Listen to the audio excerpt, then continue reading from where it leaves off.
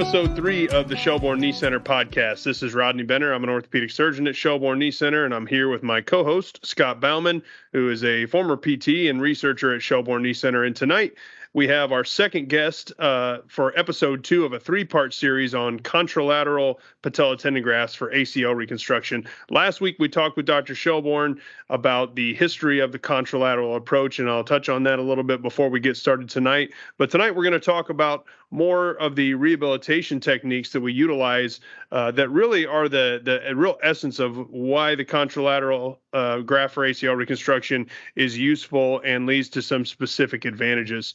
To review last week, the contralateral approach was developed over time, starting with revision surgery and people that had already had a patellar tendon graft taken from the injured knee. And the second time around, the docs would go to the opposite knee. Dr. Shelbourne would go to the opposite knee and found that a lot of patients were reporting that their recovery from the contralateral graft was actually easier than the first time. A lot of it was chalked up to having been through it before and things such as that. But over time, it eventually became a clear enough potential advantage that he started to use it for primary ACL reconstruction. And now that's what we do pretty much all the time at our center. So we're going to talk to Bill Claussen, who's one of our physical therapists at the Shelbourne Knee Center, about the rehabilitation. And tonight's episode is really geared more towards physicians who want to hear about the rehabilitation techniques and are thinking about using a contralateral graft, or for physical therapists who are working with surgeons directly to try to make this approach a success. Yeah, Dr. Benner, you had mentioned the previous episode with Dr. Shelbourne, and what he had mentioned in a large part of the evolution and the development of the contralateral patellar tendon graft to be used as a primary reconstruction technique is the evolution of the rehabilitation that follows it, which, as you know, it's an important piece of it. When you're taking the graft from the opposite side, that does change some things on how you approach the ACL side, and definitely how you approach the graft harvest site. So I think tonight's going to be a great episode, and pretty excited to have our guest on. Bill has been a physical therapist here at the Shelbourne Knee Center for a long time. So Bill, welcome to the podcast. And before you get started, if you don't mind, take a couple minutes to tell the listeners what your role is at the clinic, when you started, those types of things.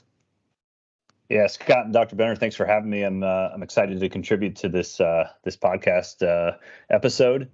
I've been a physical therapist at the Shelbourne Knee Center for 15 years. I've taken care of lots of these contralateral ACL patients that we're going to talk about tonight, and I certainly have been able to recognize the benefit that type of surgery does for our ACL patients. So I'm excited to get started.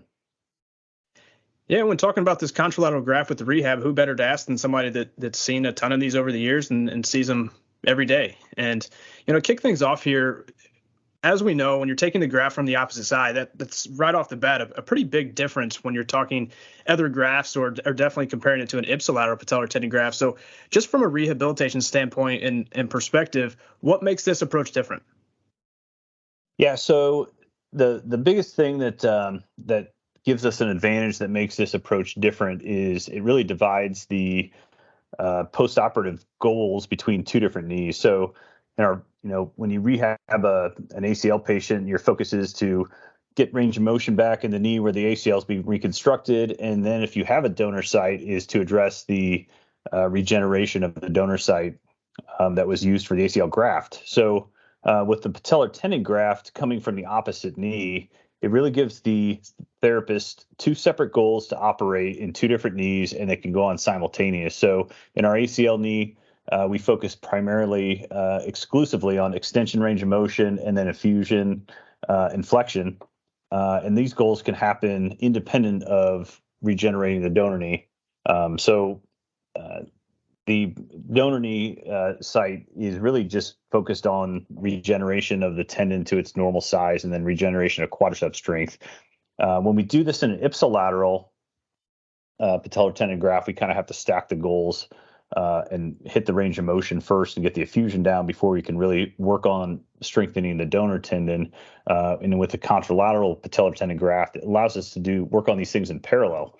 And we just set the patient up with two different goals for each knee, and they have different exercises that they perform targeting those two different goals in each knee.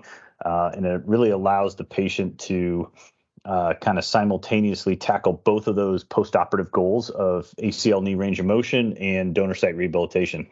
Bill, a significant part of this sounds like it's an education process of getting the patients to understand in the same way that we're trying to get physicians and physical therapists to understand why the approach is different from a therapy perspective. It's got to be a big education piece for you as the therapist in generating that relationship with the patient and really getting them to understand why taking the graft from the opposite knee makes sense and what rehabilitation goals are different for each knee. So tell our listeners a little bit about how that plays in when you're talking to your patients and how the education plays into it. Yeah, absolutely. The education really begins when we first diagnose a patient with an ACL tear during clinic. And you, Dr. Benner, and Dr. Shelbourne do a great job of kind of starting the process of educating them about why we only use patellar tendon grafts in our clinic due to superior healing and allowing early range of motion. And then you also touch on where we take the patellar tendon graft from and why that has been an advantage. So from the beginning, when the patient gets their first diagnosis that they've had an ACL tear, and it's explained to them in our office how we fix that and why, and then that sort of starts the process of them thinking about using a graft from the opposite knee and the advantages it provides. From there, we then have a patient education visit with them and their family member prior to surgery, where we can further kind of dive into the specific rehabilitation benefits that grafting from the opposite knee provides. And then at that point, the patient is really bought into the process of they have an understanding of why we do that, what the benefit is, what the postoperative rehabilitation, how that differs between knees. And, we really don't ever have to, quote, talk them into taking a patellar tendon graft from the opposite knee. We really just provide them information and data that kind of proves the benefit of that, doing surgery that way. And patients are on board. So a lot of the education just begins from the first time patient's diagnosed with an ACL tear, and it's reemphasized during a preoperative surgery education visit, and then it's implemented in the postoperative rehabilitation process when we're guiding them on exercises, and at that point they're really on board.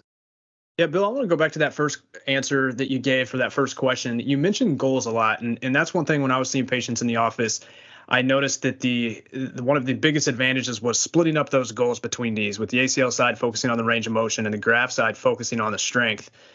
But from a goal perspective, can you tell the listeners a little bit about timing of that and how that's different than ipsilaterals in terms of when do you expect range of motion goals to be met, when do you expect strength goals to be met, and how that's different compared to either other grafts or just comparing directly to the ipsilateral patellar tendon graft? So the goals with a contralateral are to really just have the patient achieve equal knees with regards to range of motion, equal legs with regards to strength.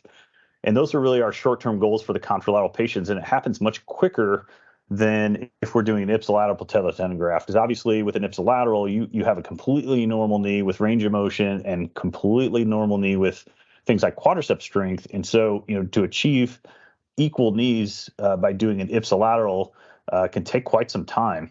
So the short-term goals for the contralateral are really just try to get those legs and range of motion, leg strength equal as quickly as possible. And that usually can happen in a 2 to 3 month time frame.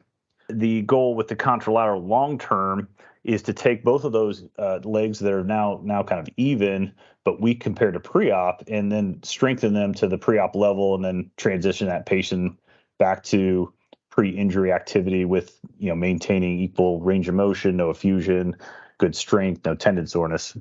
In terms of getting limb symmetry early, I want to get both of your guys' thoughts in terms of what are the advantages of that. I know there's other schools of thought and other people out there that are doing research and seeing clinic patients, and their thought is the disuse atrophy is a real problem. And comparing it to the non-involved side, for example, on an ipsilateral graft, you're just bringing it down to the weaker side, and that's not necessarily the goal. So with our process with contralateral patellar tendon grafts, that is our early goal. And like you said, Bill, is to get them symmetric early and then bring them up to pre-op. So do either of you see advantages, or what advantages are there with that type of approach of achieving limb symmetry by design through the contralateral graft and then progressing forward to hit pre-op numbers? Yeah, so we have a saying in our office that you're only as good as your worst leg, and it's true. And when patients are able to have equal legs, even if they're half as strong as pre-op numbers at 2 or 3 months, if their legs can be equal, they feel really normal. I mean, they can feel like they can walk normally, do stairs normally. They don't have to favor a leg. They don't have a good leg and bad leg. They just feel like, my legs are equal, but I'm not as strong as I used to be yet. So it's a tremendous advantage to get patients to feel like they're back to having, normal legs are equal. If they're back to having equal legs, then they can just isolate and work on, I want to get back to preoperative strength. I need to lift weights to do that, or I want to start to transition back to sport. Not having a good leg, bad leg kind of quote unquote scenario is beneficial for the patient to really early feel normal. And the thing about the contralateral graft that I think that always surprises me is very early on in the process is once the patient restores ACL knee range of motion, they report it's their good knee. And that's a tall challenge for ACL surgery and ACL rehabilitation, is to have the patient report that the knee where the ACL reconstruction was performed feels like a normal knee. And I think because of the process of not weakening that knee by taking a graft from it, using a reliable patellar tendon graft for the graft choice, and as soon as they get range of motion back, we have them use that leg like a normal knee. They report very early on that this ACL reconstructed knee feels like my normal knee. And so if we can achieve that early on, it pays dividends a long way for things like trust, confidence, things like ACLR SI surveys where patients are rating their confidence in returning to sport, or their ability to get back to pre-injury level. Yeah, from a surgeon perspective, I look at it maybe sometimes from how do I avoid subsequent reoperations? How do we avoid complications? How do we avoid bad outcomes? Avoid uncomfortable conversations with patients if things are going slowly and things aren't progressing quite as fast as they want. As Bill talked about, the return of symmetry happens quickly enough that we're able to take care of a lot of those potential concerns by just avoiding the problem to begin with. And the nice thing is, it really doesn't matter to me what the patient ultimately wants to get to. To me, the most important thing is getting them back to symmetric as soon as possible. And whatever they want to do moving forward, that's great. If we have an in-season athlete who wants to get back to play as soon as they possibly can because it's their last year, and they really want to get back quickly, the goal is to get them back to symmetric as quickly as possible and then start moving them back into practice. If we're dealing with somebody that's a weekend athlete and just wants to be able to do recreational activities, or even, sometimes people who otherwise wouldn't have their ACL fixed but start having giving way episodes with daily activities, by using a contralateral graft, as soon as they get back to symmetric, they're pretty much done, and they can take whatever time they want then to get back to daily activities. Yeah, I'm glad you both said that, because I think that's one thing that should not be overlooked when we talk about hitting symmetry early. And Bill, you mentioned that patients feel like the ACL side is the more normal side or the better side of the two. And again, I don't think that should be looked over, because I think that goes a long way when it comes to confidence. Bill, you mentioned the RSI, and our early RSI scores are pretty darn good. And I feel like a lot of that is due to the fact that they're symmetric early. You get them feeling better. Dr. Benner, like you're saying, feeling normal, and they're able to go on with whatever end goal that they want to. But because they're able to hit that symmetry early, they build that confidence. So then, you fast forward the clock 4 months and you get them on the basketball court or the football field or the soccer field, and they feel normal doing those things because of how good they felt early because of hitting that symmetry measure. Bill, let's go into some more specifics of the early rehabilitation, because I think this is where the contralateral really shines, and describe what are those early goals for each knee. I know we kind of talked about them in generalities, but let's talk a little more specifically about what are those education pieces you go through with the patient, and how do those first 2 to 4 weeks look with each knee?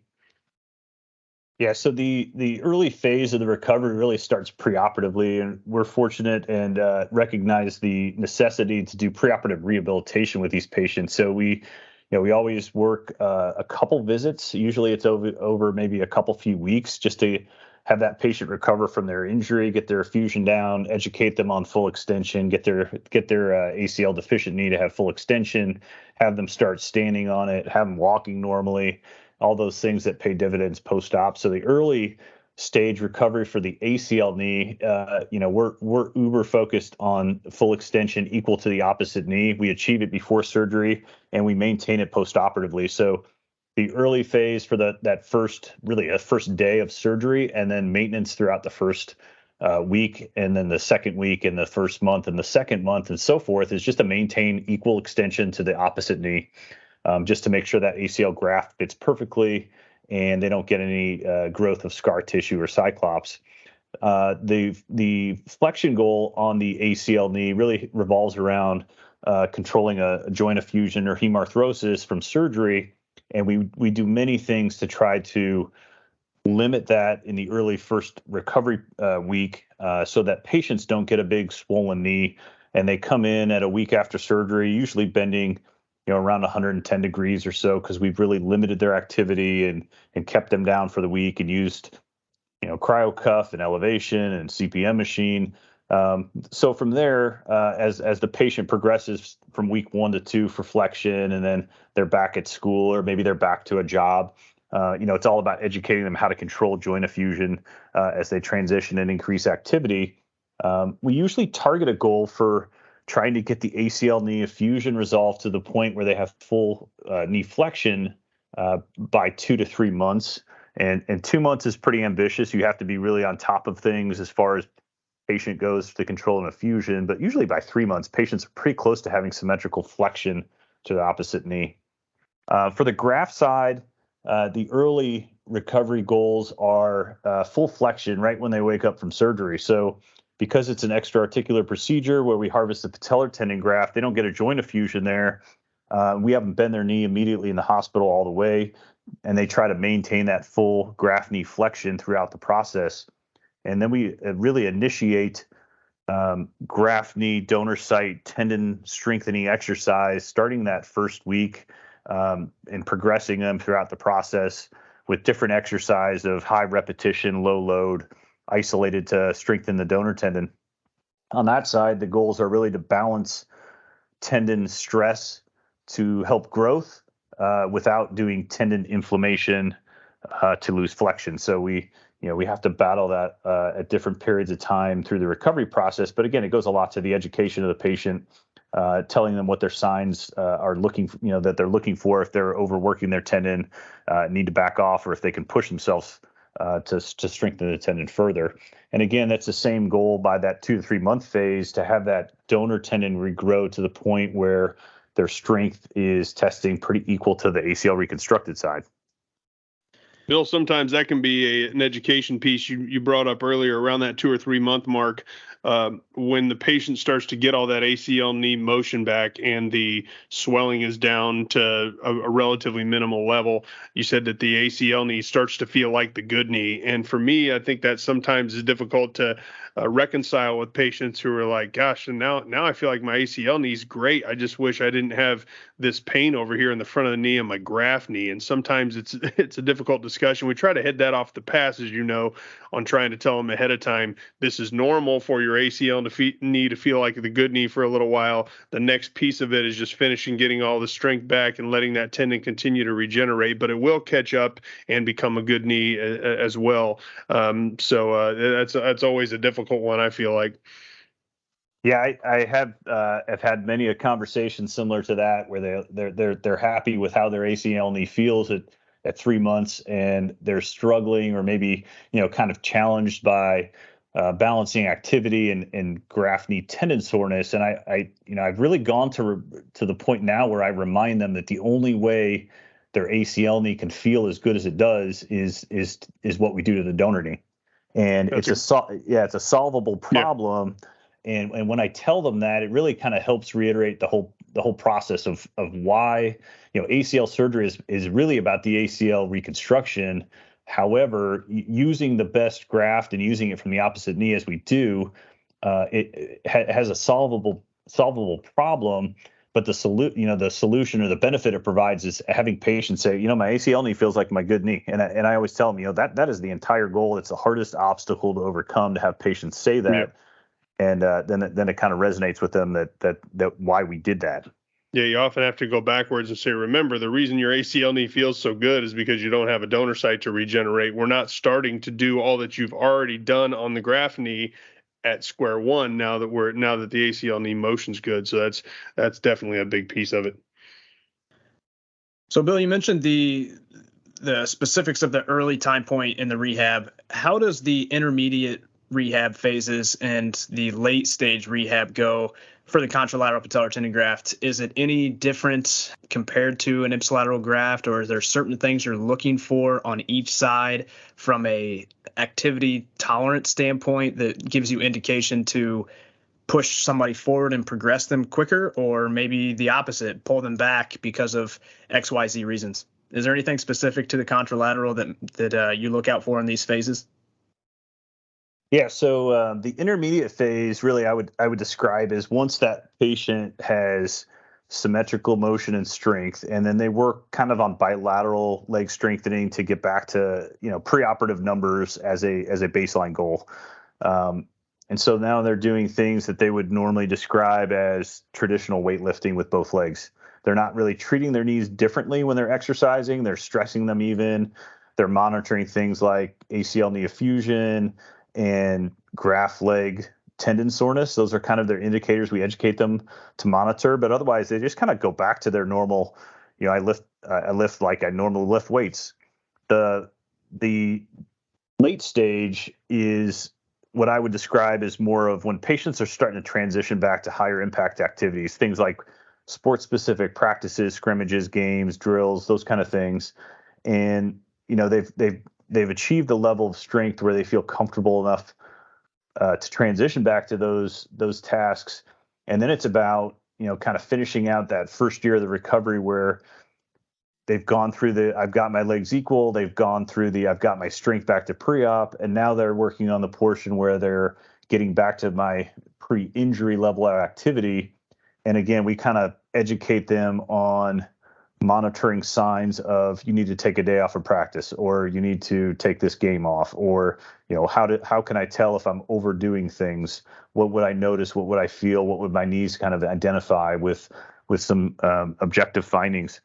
So the difference in the ipsilateral and the contralateral and the kind of progressing through those intermediate and late phases would be, all those symptoms would be going on in one knee only.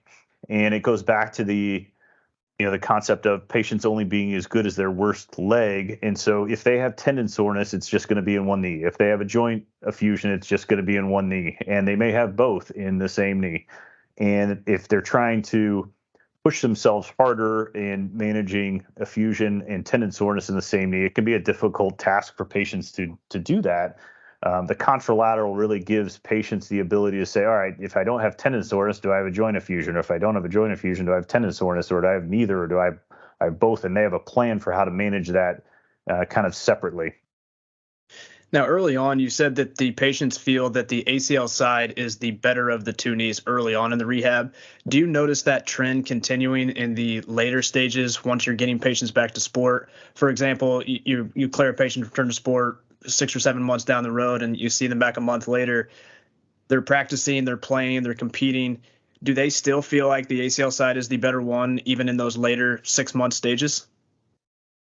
More often, yes. To manage an effusion is easier than to manage tendon soreness. And so if, an effusion is painless, they could probably tell that they can't bend their knee as far, but it doesn't hurt.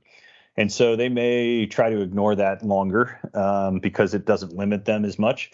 If patients are pushing their graft knee tendon to the point where they're getting some inflammation, that gets more difficult for them to try to ignore.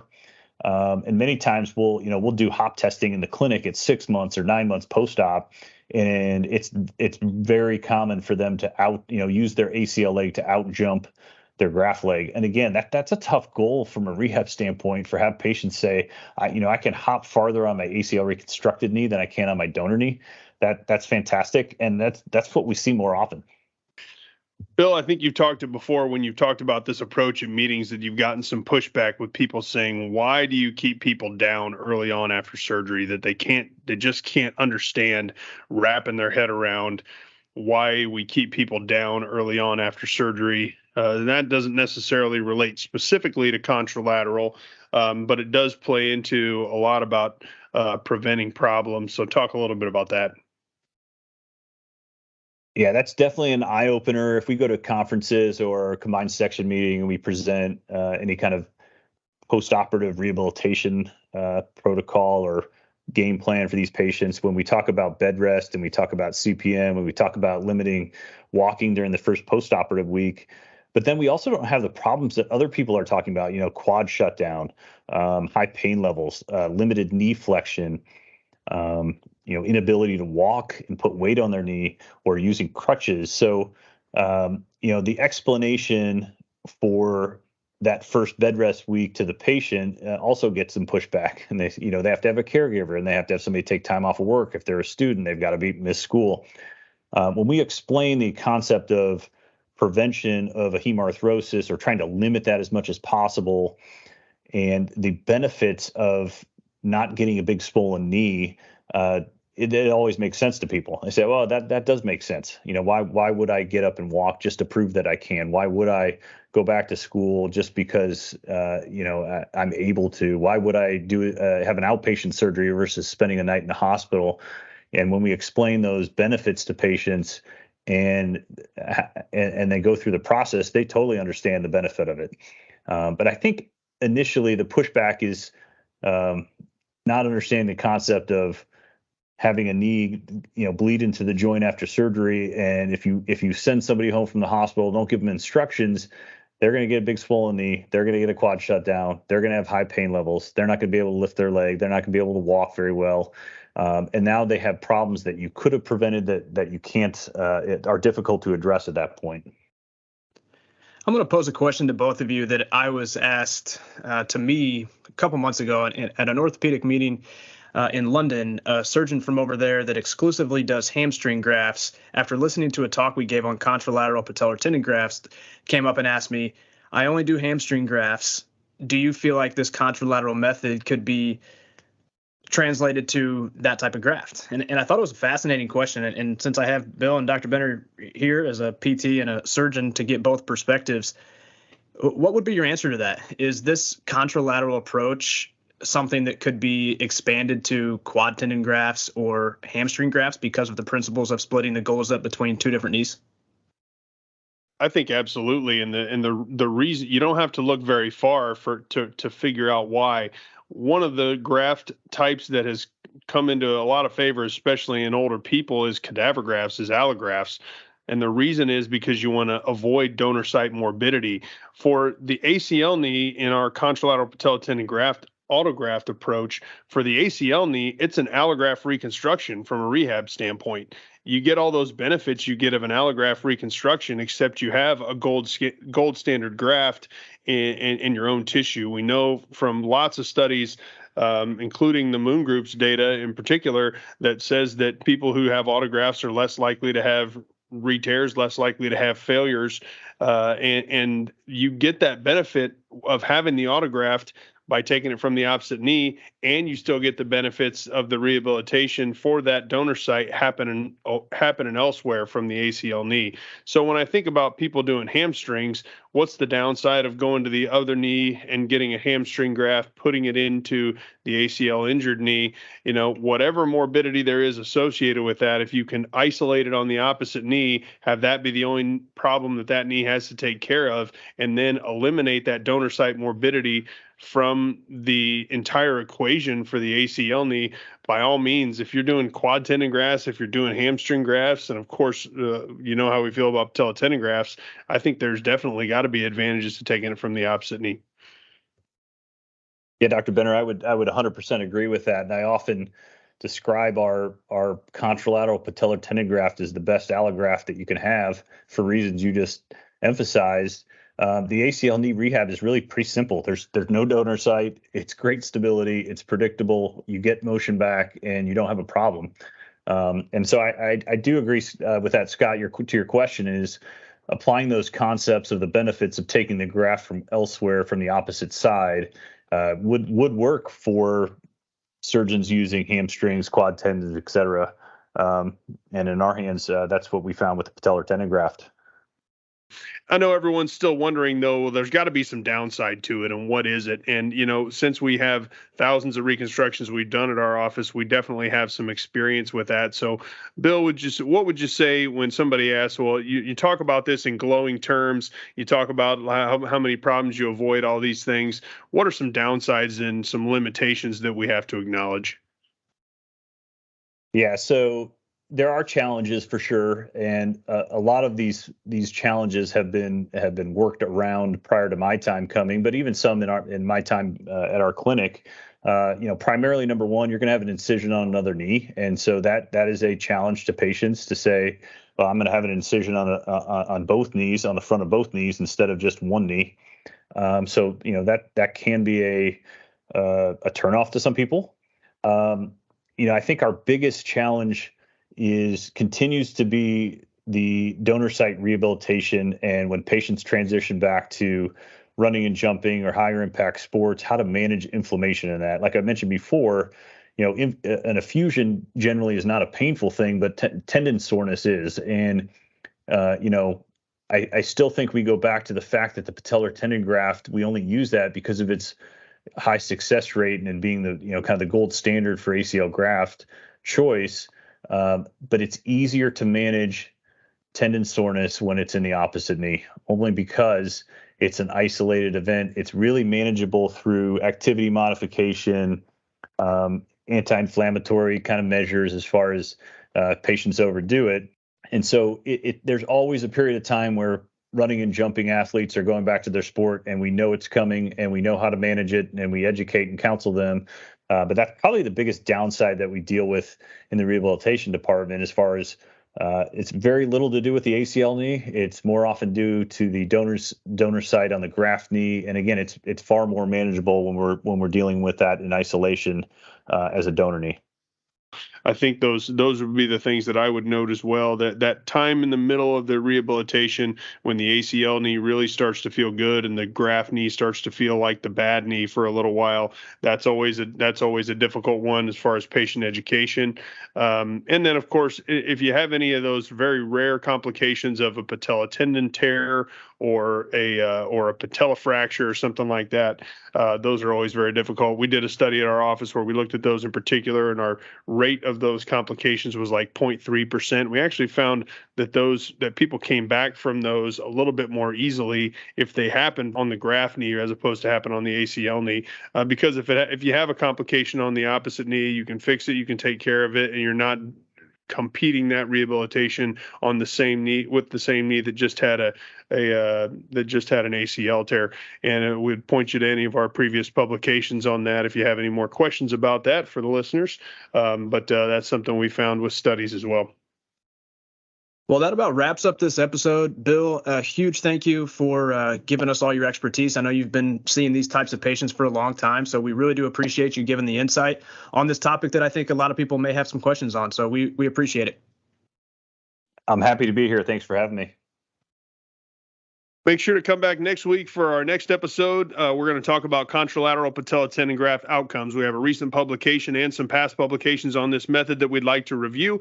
And make sure you check back with us to see, as we talked about earlier, the proof's in the pudding. The data shows us everything we need to know about contralateral, and we'd love to review that with you next week. If you'd like to contact us, you can go to Twitter and Instagram and find us at the SKC Podcast, or you can go to our Facebook page. You can also email us directly at the SKC Podcast at gmail.com. Thank you.